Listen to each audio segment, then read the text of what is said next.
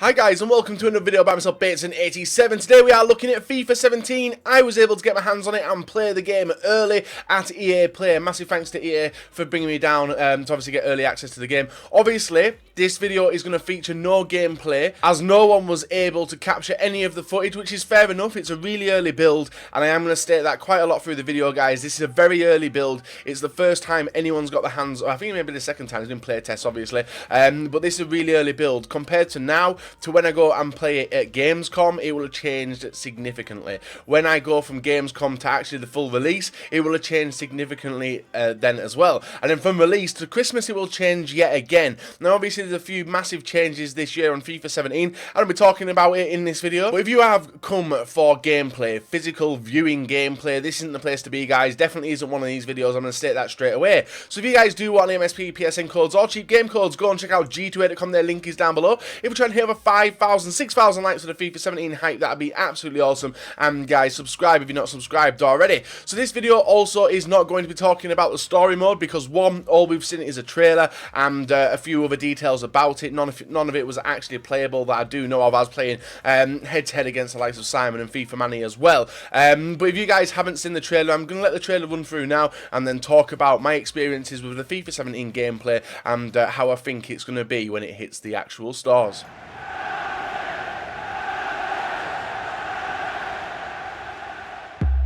Okay guys, a new season, a fresh start. Today is about winning. In football, this is the most important thing. When we win, we make the fans happy. They are why we train. They are why we are here. So remember what we need to do. Be strong on the ball. Make intelligent runs. Be ruthless in front of goal. And own every moment. The time has come. You are ready. The fans are ready. Now, go show them why we are the best. Great strength there from Azar. What a run from Royce. Martial, hard and low. That is world class from James Rodriguez. Make them happy. Make them sing your name. When you play for the fans, that is when we win. So the first thing we did when we hit EA Play, guys, I was with Mini Minter and obviously a few other Simon, and I actually played Simon for the first game of FIFA 17. Now, we broke about 4 consoles on the way to actually finding it, and I was initially introduced to co-op skill games. Now, you guys who have played skill games were a nice introduction pre-game when it's loading and stuff like that, and there was actually co-op one. Now, I don't know if that's going to be local, so you've got to have an in-real-life friend, which I do struggle with. I don't really have many in-real-life friends. Then it will be a bit of a letdown as I'll be stuck playing single player ones, but it was a nice addition. So me and Simon spent about half an hour, and I would say it was literally half an hour having to mess around with the passing, with the shooting, and it felt completely different.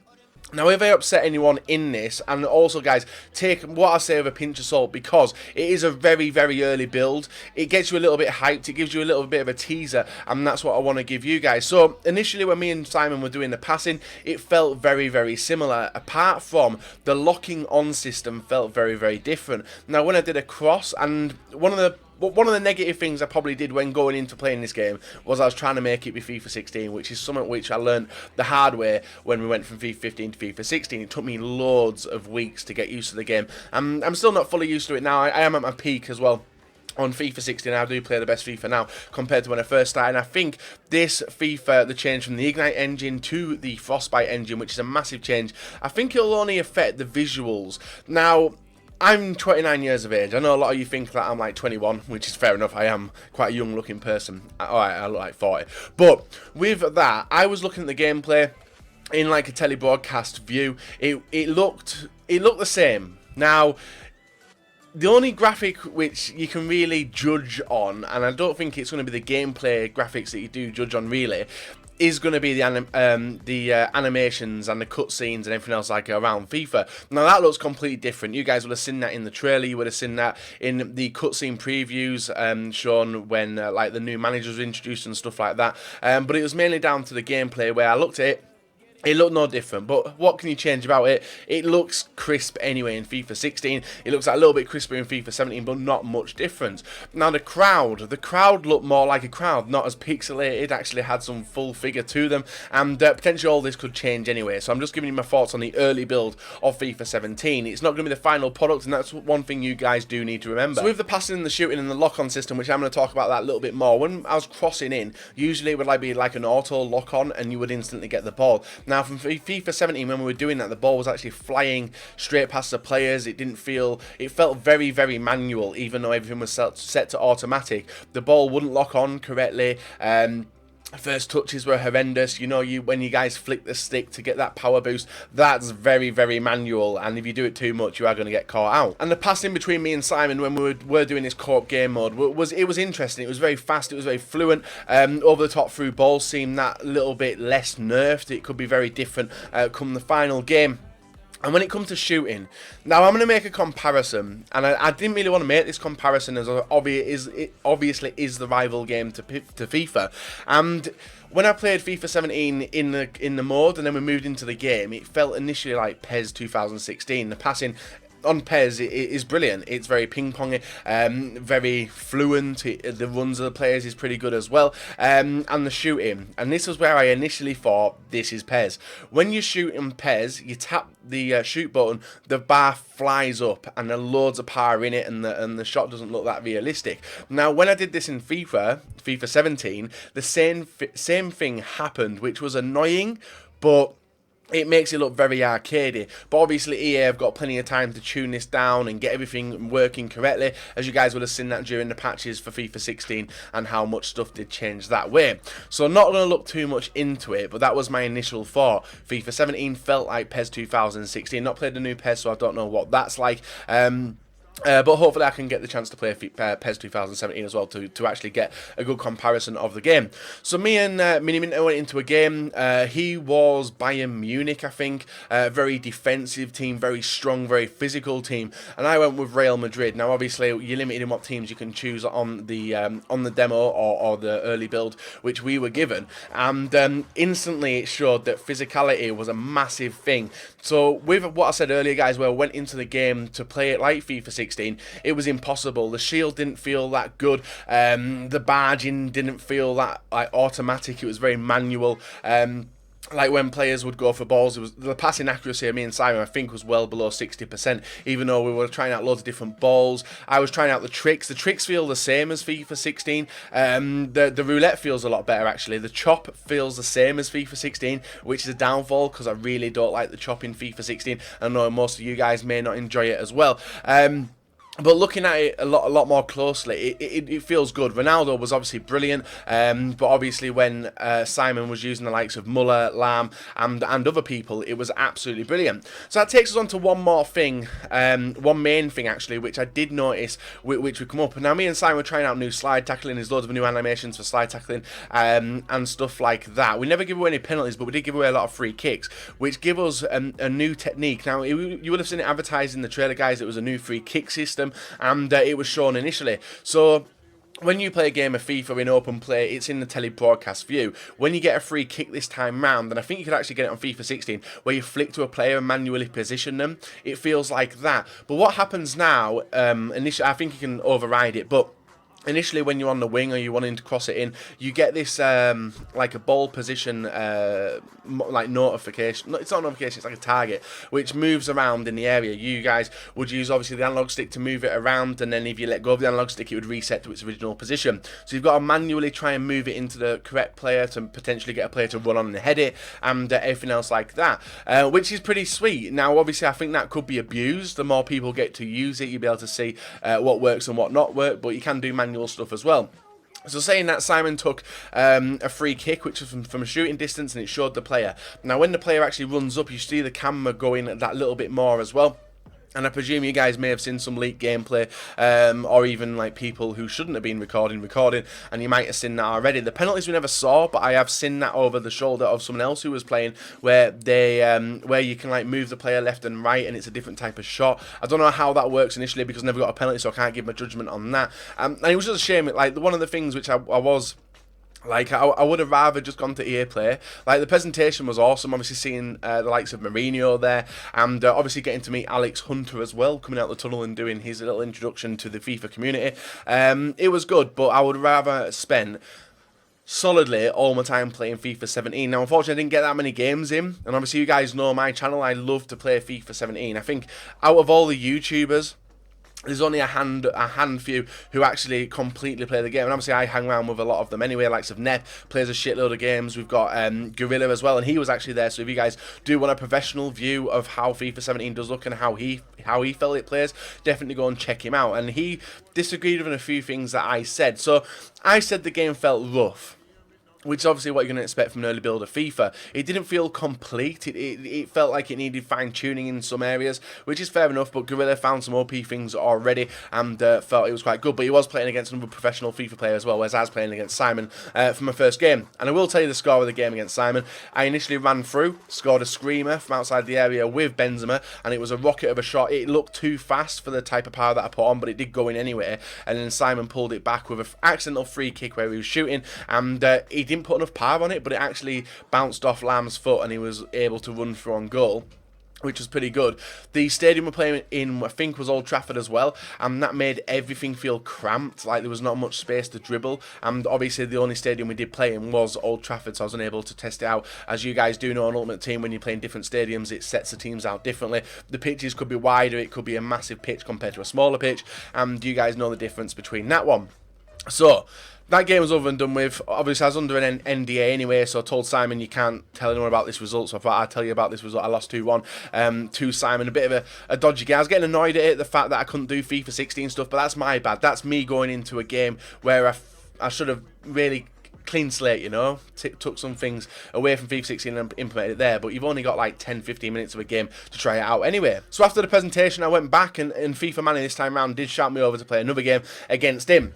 Manny, very, very good FIFA player, and very sweaty, which is how I like to play as well. Passing skills, he was doing all them lot as well, and still like making me look a fool in front of people, which is fair enough. But I managed to win the game through obviously sweaty play, nice passing, and actually a 35-yard free kick with Bale, which is something I don't really score on FIFA 16, which is free kicks with Bale. So it looked nice, but it looked rough as well, and it was mainly the locking on which frustrated me.